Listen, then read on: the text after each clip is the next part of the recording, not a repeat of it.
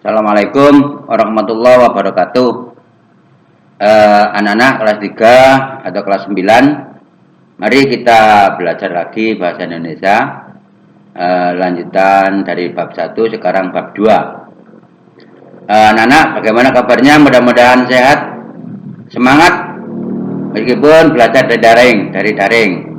Anak-anak, untuk hari ini kita lanjutkan yaitu bab 2 tentang cerita inspiratif. Untuk itu mari kita mulai. Bismillahirrahmanirrahim. Belajar yang bab kedua, yaitu pada melalui cerita inspiratif. Ini salah satu pembelajaran pada hari ini. Anak-anak, tolong didengarkan. Ini ada pengertian cerita inspiratif supaya kalian paham. Tolong diperhatikan, ini di bukumu udah ada ini. Jadi saya membuat sendiri pengertian cerita inspiratif. Jadi teks cerita inspiratif adalah teks yang berbentuk narasi yang bertujuan memberi dorongan semangat, bukan semangat, ini kurang T-nya, maaf. Semangat kebaikan kepada banyak orang. Dari ciri teks tersebut, isinya dapat menggugah perasaan dan memberi kesan yang mendalam. Ini karakteristik teks inspiratif atau sifat. Ini ada banyak, 1, 2, 3, sampai 7. Yang pertama yaitu menginspirasi serta mempunyai pesan yang dapat disampaikan kepada setiap pembaca. Adalah naratif karena mereka tentang seseorang atau sesuatu yang dapat menginspirasi siapapun untuk membaca cerita. Teks yang menginspirasi biasanya menceritakan kisah kehidupan karakter yang dapat menjadi panutan bagi pembacanya. Yang keempat, karakter dalam teks inspiratif dapat berupa karakter nyata atau fisik.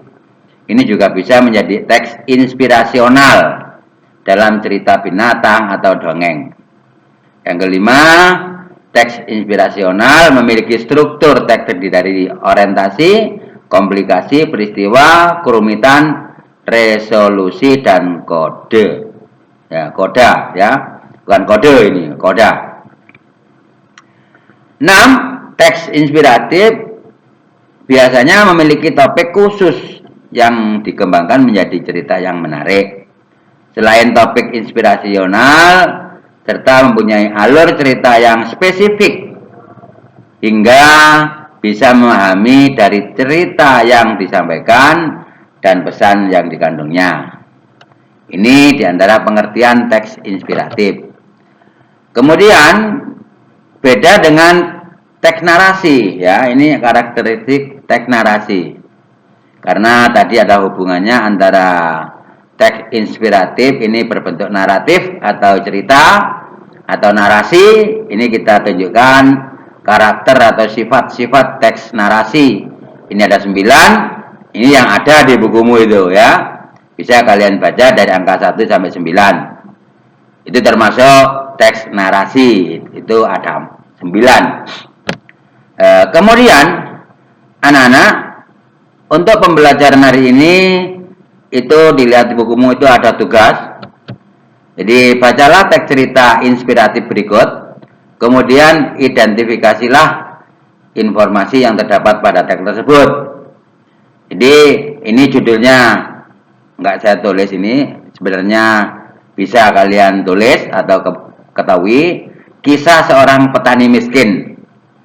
Jadi maaf, ini ceritanya kisah seorang petani miskin. Ini ceritanya di bukumu ada itu, ya. Di bukumu ada. Yang kamu identifikasi yaitu tentang informasi. Tentang apa informasi yang ada pada teks tersebut, ya. Jadi nanti kalian baca, dari diceritakan pada suatu hari ada seorang petani miskin yang hidup dengan seorang putranya dan seterusnya. Kamu baca.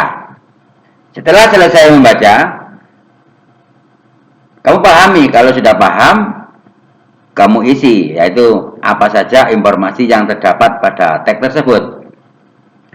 Jadi anak-anak semuanya harus membaca. Tanpa membaca kita nggak bisa menentukan informasinya. Kalau kamu tidak membaca, saya yakin tidak tahu isinya, ya. Jadi dibaca dulu, setelah baca, kamu pahami, setelah paham, kamu tulis informasinya yang kamu terima. Jadi antara teman satu dan yang lainnya tidak harus sama, ya. Jadi yang dibaca itu kemudian informasinya tidak harus sama. Nah, identifikasi itu mencatat anak-anak, ya, mencatat, menulis informasi atau pemberitahuan yang terkandung dalam teks tersebut itu tentang apa, itu kamu tulis. Kamu buat dalam satu paragraf atau satu, jangan diringkas, kamu tulis isinya saja. Ya, itulah anak-anak pertemuan hari ini. Mohon maaf, semangat ya, semangat belajar meskipun daring dalam jaringan online atau daring.